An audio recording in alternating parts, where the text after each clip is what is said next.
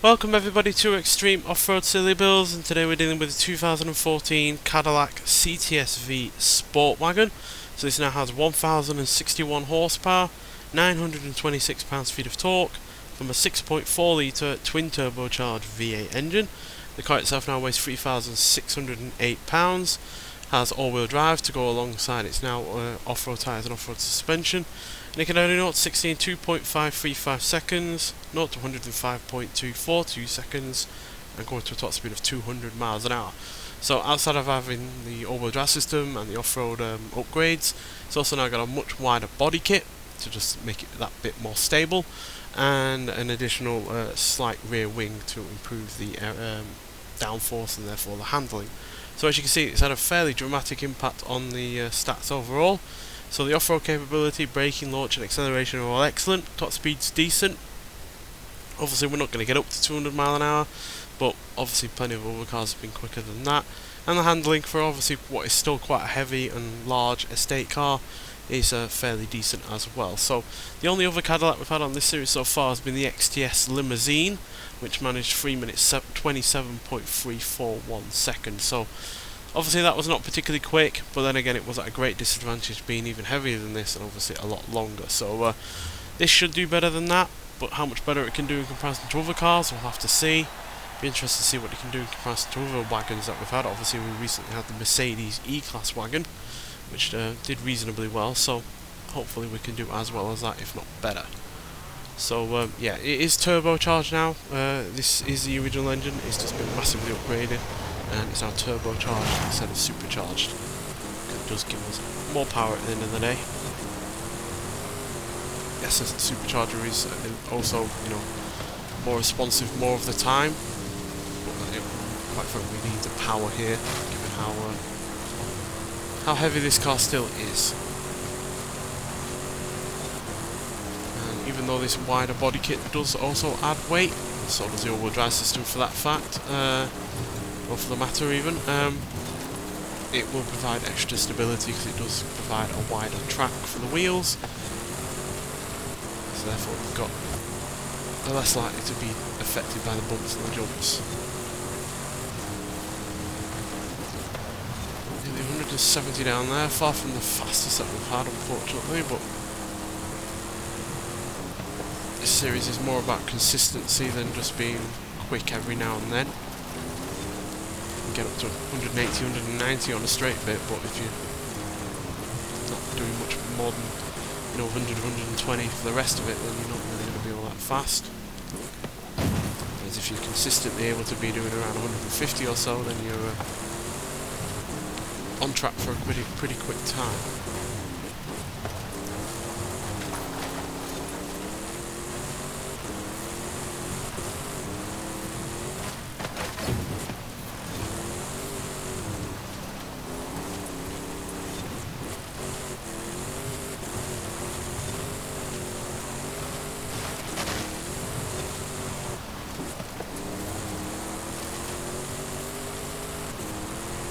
Handling the all-wheel drive fine, no real understeer to speak of, which is obviously surprising given this never was meant for that all-wheel drive system.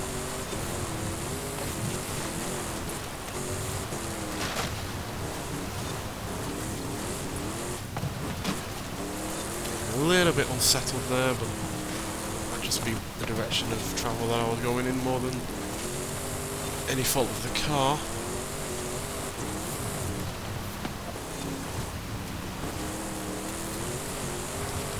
More agile than I was expecting. Granted, it's not the the longest or the biggest wagon out there, but it still is a wagon at the end of the day, and it still does weigh a fair old amount. So you wouldn't expect it to be the most agile vehicle, but it feels like it is.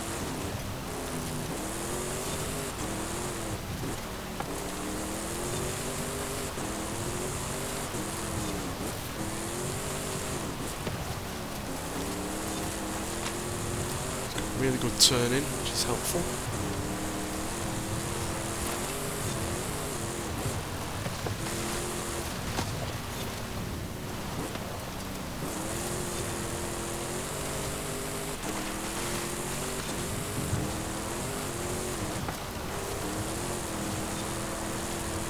properly quick through that corner. And we are on for what is one of the fastest times that we've had at 3 minutes 13.810. That puts it more than, what, nearly 14 seconds quicker than the XTS limousine, and means we're all the way up into, work this one out, we are just outside of the top 20, sliding into 22nd place, meaning we are quicker than the Ford XB Falcon GT, the Lotus Emira, the Mercedes-Benz SL65 AMG Black Series, an MG Metro 6R4, GMC Hummer EV pickup, and a Chevrolet Corvette Z06. In terms of other wagons slash estate cars, or Avants as some Germans like to call them, yeah, the Mercedes that we had on not long ago managed a speed, well, a time of 3 minutes 17.747, so we're nearly 4 seconds quicker than that car. Is there any Avants that we've had on this series? Yeah, the RS6 Avant from Audi managed 3 minutes 25.039, so way quicker than that as well. Is there any that are just deemed an estate car? No. Not that I know of, anyway, in terms of actual names, but still, that is a monumentally quick time for what is obviously still quite a heavy, reasonably sized wagon. But we are still also slightly slower than an Automobili Pininfarina Battista, an Aston Martin DBR1, and an RJ Anderson Polaris Razor Pro 4 truck, but still, considering, you know, this was never meant for all-wheel drive, or going off-road, or dealing with this amount of power, or, you know, dealing with anything kind of, you know, sporty or off-roading at the same time, is really rather quite remarkable how quick it was. And it principally comes down to the fact that it had really good turning. It wasn't even the fastest on the straight parts or anything like that, but just because of how good the turning was, how agile it was, how responsive it was, and just how easy it was to drive, it's just ultimately came to all of that, down to all of that for why it was as quick as it was, because ultimately it wasn't the fastest car. We weren't getting up to 170, 180 miles an hour, and often we were struggling to crack even 150, but because we were consistent, we were able to put in a good time. So yeah, massive surprise there, and yeah, ends 2024 on a high, quite frankly, because getting up to the nearly 20th position is a fairly solid placing, quite frankly, and a marked improvement over the previous Cadillac we've had on this series as well. So yeah, but nonetheless, this is going to be the last video of 2024. I hope you have a very happy new year, and yeah, I'll see you in 2025. Well, we'll hopefully have plenty of new vehicles added to this game to try out on this series, and maybe we'll even try out some ones that are already on here already. So yeah, but thank you for watching, and I'll see you in the next one. Bye.